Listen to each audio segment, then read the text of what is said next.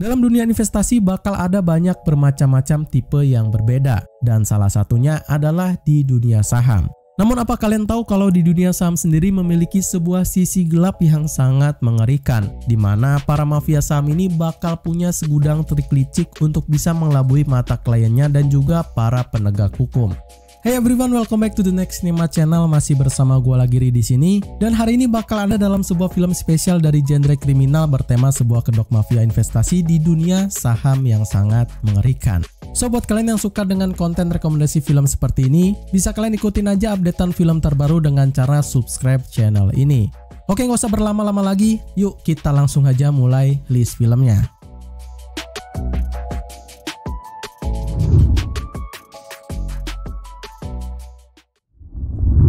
Kisah mafia dari investasi bakal terasa kental banget di film ini, yang mana karakter utamanya harus berjibaku dengan sebuah tatanan hukum, uang, dan juga kekuasaan yang sangat berlimpah.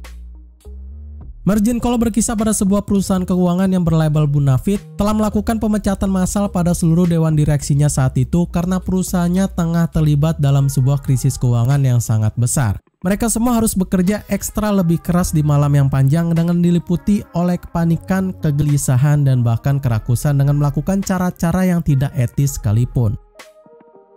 Ini adalah sebuah film yang sangat-sangat harus kalian tonton, apalagi buat para pecinta film drama thriller dan tentu dengan segudang cerita yang seru dan juga menegangkan. Dengan kejeniusan dari sang sutradara Jesse Chandler yang menggunakan sebuah tema tentang sebuah kriminal kasus mafia investasi ini, gua rasa sih bakal menambah esensi ketegangan yang dihadirkan dalam filmnya ini. Bukan cuma itu, deretan para pemeran yang penting di film ini seperti ada aktor senior Kevin Spacey sebagai karyawan senior bernama Sam Rogers, dan juniornya yang pintar yakni Zachary Quinto yang berperan sebagai Peter Sullivan. Masih banyak lagi nama-nama terkenal di Hollywood yang ikut ambil peran penting di film ini, dan pastinya bakal penuh drama dan emosi pikiran yang juga mencekam.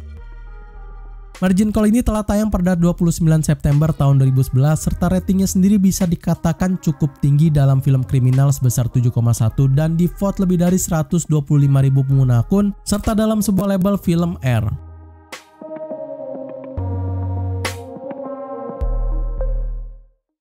Banyak dari kalian gue rasa udah pada tahu lah ya dan familiar juga dengan film ini. Dengan masih dalam sebuah tema investasi dan bergenre drama kriminal, film ini cocok banget buat kalian tonton di rumah.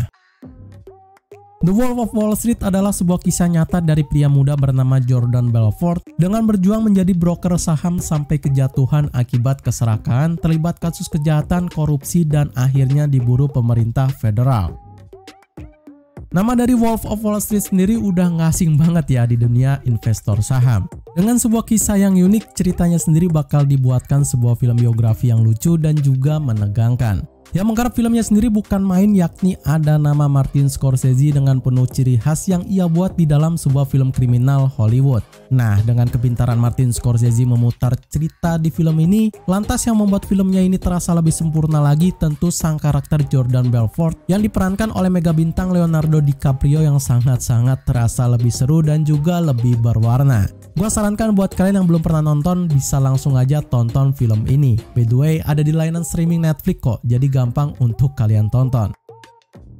The Wolf of Wall Street tayang pada 25 Desember tahun 2013 dengan sebuah rating yang masih sangat tinggi di IMDb sebesar 8,2 dan fantastik dari voting lebih dari 1,3 juta para pecinta film serta masih dalam sebuah label film R.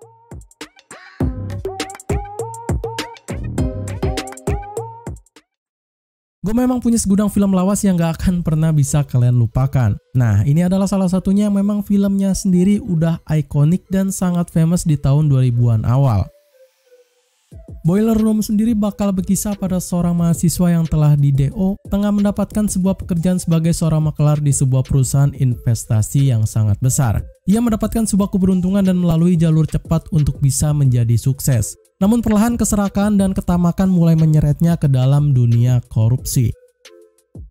Mungkin filmnya ini memang film lawas, tapi masih sangat rekomen banget untuk kalian tonton. Dengan genre drama kriminal dan juga thriller, gua rasa sih film ini bakal terasa lebih intens daripada film-film bergenre serupa lainnya.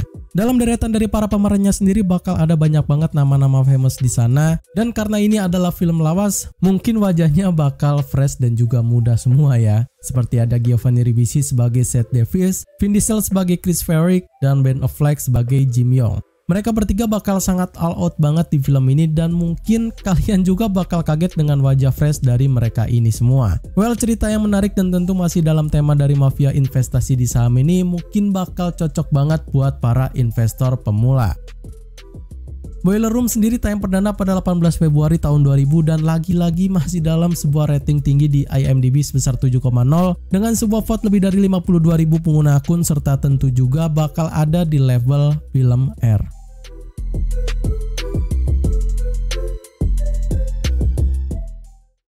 Apa jadinya jika keempat orang yang punya pandangan berbeda harus bisa melewati semua rintangan-rintangan berat dalam kasus investasi terbesar yang penuh dengan macam-macam trik dari bandarnya?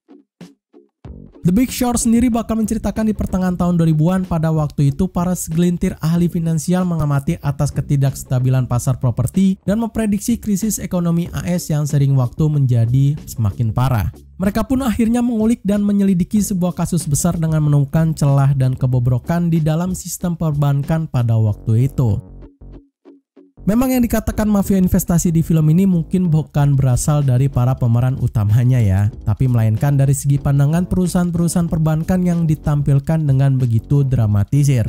Tentu dengan hal itu ceritanya sendiri bakal akan berbeda dari keempat film di tema kali ini, tapi masih dalam satu kesatuan yakni dari tema investasi dan kasus-kasus yang menarik di sana. Karakter utama yang ditampilkan di sini bakal ada 4 sudut yang berbeda, yakni ada dari Ryan Gosling sebagai Jared Vernet, Christian Bale sebagai Michael Burry, Brad Pitt sebagai Ben Ricord, dan Steve Carell sebagai Mark Baum.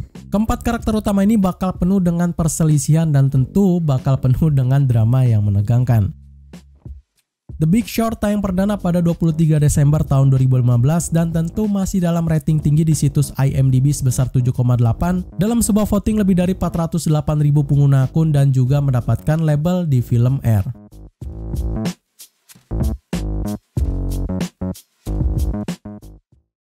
Kalau keempat film sebelumnya datang dari Hollywood, nah gue juga punya sebuah film dari Korea yang tentu masih dalam sebuah genre drama kriminal dengan tema mafia di dunia saham yang sangat seru untuk kalian tonton.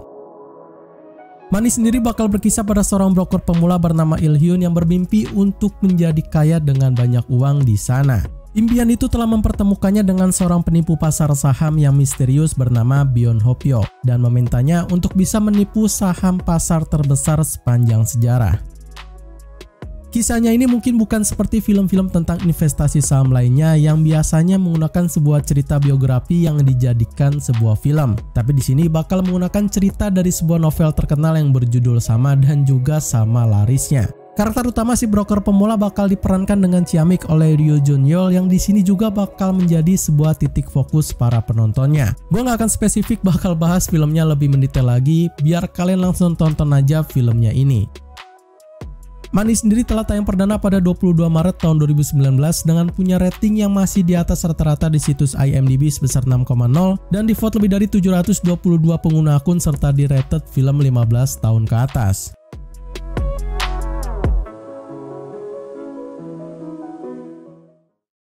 Segitu aja rekomendasi 5 film mafia investasi di dunia saham yang bisa gua kasih ke kalian hari ini. Yang mau request film dengan tema yang berbeda lainnya bisa coret-coret aja di kolom komentar, serta jika kalian suka dengan pembahasan filmnya bisa kalian like aja video ini, dan tentu kalau kalian pengen tahu updatean film terbaru bisa juga subscribe channel ini.